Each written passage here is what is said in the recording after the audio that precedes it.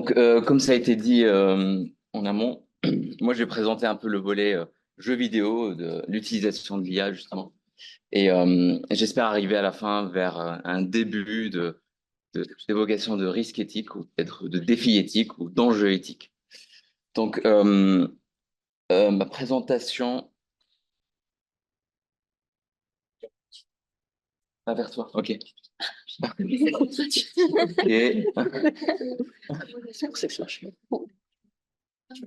Ok. Ok. Donc, dans cette présentation, justement, je vais présenter dans un premier temps ce qu'on entend par intelligence artificielle lorsqu'on parle de jeux vidéo. Puis ensuite, j'évoquerai justement le cas de la génération procédurale dans le domaine des jeux vidéo et la génération procédurale basée sur du machine learning. Et enfin, j'aborderai le cas des smart data dans les jeux vidéo et comment ces données sont collectées, les données utilisateurs, j'entends bien, dans le jeu vidéo lui-même et comment ces données vont être réutilisées à des fins marketing. Donc, comme je le disais tout à l'heure, lorsqu'on parle de jeux vidéo et d'intelligence artificielle dans le jeu vidéo, ce n'est pas vraiment le sens général qu'on entend intelligence artificielle. Et il s'agit vraiment de développer une IA, on parle de jeux vidéo, qui est pour objectif de créer l'illusion à travers un système cohérent qui s'intègre plus ou moins, qui s'intègre plus ou moins discrètement au design du jeu vidéo.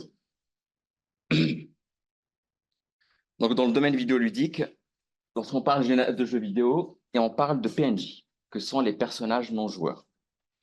Ces personnages non joueurs, représentés en tant qu'agents, peuvent obtenir des informations sur l'environnement qui les entoure et donc agir en fonction de ces informations-là. Ils s'implémentent souvent soit en tant que compagnons d'aventure, soit en tant qu'ennemis, soit en tant qu'entité communicante. Toutefois, donc, demeure un équilibre à trouver pour créer cette immersion du joueur et qui, par exemple, on va éviter que les dialogues tournent en boucle. D'accord? Et pour cela, donc, on va créer des méthodes pour résoudre ce genre de problématiques. Et pour expliquer plus exactement quelles sont ces méthodes, j'évoque un premier point technique, les états. Tout d'abord, cette notion d'état renvoie à une configuration unique de l'environnement dans lequel évolue un agent. L'état change lorsque le personnage ou le joueur engage une action. De fait, l'ensemble des états possibles s'appelle l'espace des états. C'est-à-dire que le programmeur va programmer toutes les possibilités que cet agent puisse rencontrer et donc pour prévenir toute interaction. Donc on appelle ça l'espace des états. Donc cet espace est dans une certaine mesure la base de données dans laquelle va puiser l'IA du jeu vidéo afin de trouver la meilleure solution en fonction de la situation à laquelle elle fait face. Donc, en effet, dans le cas des PNJ, l'espace des états va consister à envisager, par exemple, l'ensemble des situations dans lesquelles le personnage peut se trouver, et partant déterminer les conséquences, en déterminer les conséquences. L'autre point essentiel concernant la programmation des IA dans le jeu vidéo, ça va être de programmer le déplacement dans l'espace.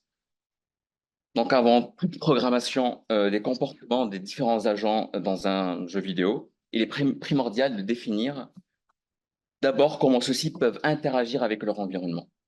Ainsi, le déplacement dans l'espace vidéoludique repose sur la recherche du chemin, ou pathfinding, qui consiste à trouver l'accès le plus rapide entre un point A et un point B. Et donc, ce sont des algorithmes qui vont calculer ce déplacement dans l'espace et calculer le déplacement ou le raccourci ou le moyen le plus rapide pour aller d'un point A à un point B, que ce soit sur un plan en 2 dimensions ou en 3 dimensions. Dans le cas des 3 dimensions, on appelle ça un maillage.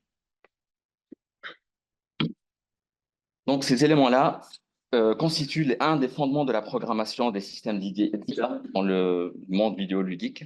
De fait, une mauvaise programmation du pathfinding ou de la recherche de chemin peut engendrer des bugs du style un personnage qui va rentrer ou qui va fusionner avec la texture ou les murs voilà, de l'environnement. outre l'orientation spatiale, il gère également la trajectoire. Donc le pathfinding va dicter au personnage de quelle manière il va voir son environnement, c'est-à-dire qu'un personnage non-joueur ne peut pas voir à travers les murs, ne peut pas voir derrière lui, ne peut pas savoir où vous êtes. D'accord? Il va avoir un comportement qui ressemble au comportement humain. Et donc là, on rejoint un peu la définition qu'a donnée Ambre tout à l'heure sur le fait d'imiter un comportement humain. Et donc ça, c'était vraiment une conception un peu archaïque de l'intelligence artificielle qui date des années 80-90. Maintenant, pour faire le lien un peu avec la génération procédurale, on s'est mis à vouloir que les personnages soient de plus en plus réels, c'est-à-dire qu'ils ne soient pas juste définis comme des automates finis, avec de, un cycle programmable à l'avance, qu'ils vont eux-mêmes générer leur dialogue, eux-mêmes s'adapter à la situation en fonction de l'environnement qui lui-même est généré, etc. Et donc, la génération procédurale fait référence à cette approche méthodologique qui permet de générer du contenu dans un jeu avec peu ou pas du tout d'intervention humaine. Le contenu généré peut être de nature très variée. On peut générer des textures, on peut générer des niveaux de jeux vidéo, on peut générer des dialogues, on peut générer des personnages, des armes, etc. Quels sont les objectifs de cette génération procédurale? Les premiers jeux qui ont utilisé cette génération procédurale, c'était pour permettre de réduire l'espace de stockage. C'est-à-dire que de dépasser les limites physiques d'un support. C'est-à-dire qu'au lieu de générer toutes les textures dans un CD, un DVD, une cartouche, etc., on va laisser la machine elle-même générer tout ça et du coup utiliser tout l'espace de stockage pour faire des jeux plus longs, plus riches, voilà, qui durent extrêmement longtemps. À l'heure actuelle, ce n'est pas du tout le cas, ou ce n'est pas l'utilisation qu'on en fait de la génération procédurale. Elle permet de générer de grandes quantités de contenu sans devoir tout concevoir à la main. C'est-à-dire que Voilà. C'est-à-dire que dans le développement d'un jeu vidéo, la phase de création de contenu peut être très lourde et prendre beaucoup de temps et être très coûteuse en termes de budget. Et donc, la génération procédurale va permettre d'accélérer la création de contenu. Ou alors une sorte de... Il va permettre de déblayer le terrain quoi, pour les créateurs. Euh, dans ce type de génération procédurale, par exemple, qui sont basées sur du machine learning, euh, on apprend à modéliser des contenus à partir de données qui sont amassées préalablement dans l'optique de générer donc du contenu nouveau, inédit. Ces données-là de contenu qui seront utilisées pour apprendre le modèle, justement, peuvent être créées manuellement ou éventuellement pris sur d'autres jeux ou d'autres.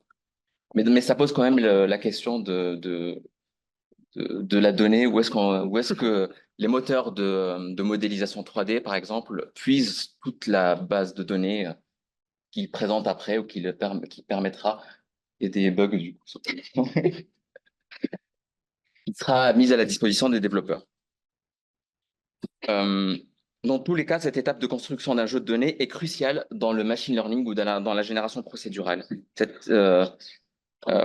Sans ces données-là, on ne peut pas avoir un univers de qualité ou de quantité suffisante.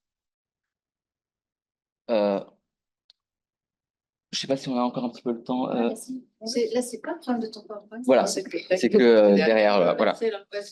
Dans ce modèle-là, ce que je voulais juste présenter rapidement, qu'on appelle le modèle de Markov, donc, qui a été utilisé sur le jeu Super Mario Bros. Le modèle de Markov va en fait analyser tous les niveaux de jeux vidéo de ce jeu-là, les découper en bandes verticales, et en fait va analyser ces bandes verticales, et puis après générer de nouveaux niveaux en fonction des bandes qui sont présentes dans sa base de données. Le modèle de Markov va être de choisir une première bande de données ou une bande verticale de manière aléatoire, et ensuite déterminer les bandes qui vont être créées après en fonction de la bande qui précède. Plus on augmente le nombre de bandes qui précèdent et qui sont prises en compte, plus la machine va souffrir, quoi. En gros, ça demande vraiment une énorme ressource. Donc, l'idéal, ce serait de trouver une sorte de juste milieu entre, par exemple, le fait de prendre une seule bande avant de créer la suivante. Et vous voyez que la première ligne, ça crée des niveaux hyper difficiles ou pas du tout finissables. contre la troisième ligne où ça crée des niveaux plus ou moins corrects. C'est-à-dire que la première bande, va prendre 3 bandes derrière elle en considération. On a aussi un deuxième exemple de... Bon, on voit pas, voilà, qu'on appelle un modèle bayésien hiérarchique, qui lui va être basé ou fondé sur un modèle de tuiles, ce qu'on appelle des tuiles, c'est-à-dire par exemple dans une pièce, ce sera les murs, la table, le positionnement de la table dans la pièce, etc., les meubles. Dans ce cas-là, ce sera le mât, les drapeaux, la structure du bateau. Et donc là, on voit qu'à partir des bateaux verts, tous les bateaux bleus ont été générés en utilisant un modèle de machine learning, différent du modèle de Markov précédemment cité.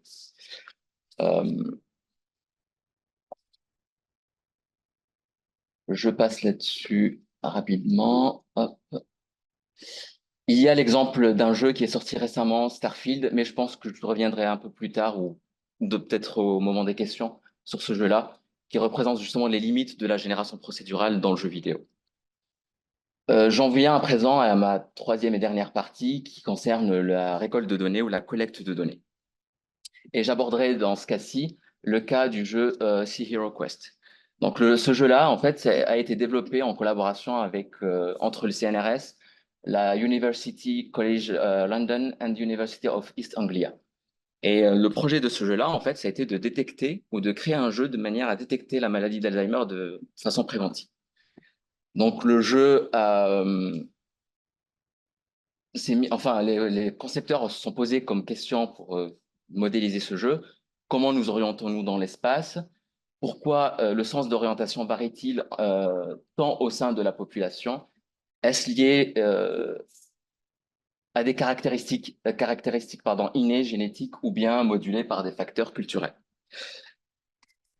Et donc ce jeu-là consiste, par exemple, dès qu'on le lance, à récolter le nom, l'email, le pays de résidence de la personne, la date de naissance, le genre et le statut social, de mémoriser une carte avec différents points d'arrêt dans cette carte, et puis après à naviguer de manière subjective voilà, en conduisant un bateau, et de manière à souvenir comment se déplacer dans la carte. Voilà.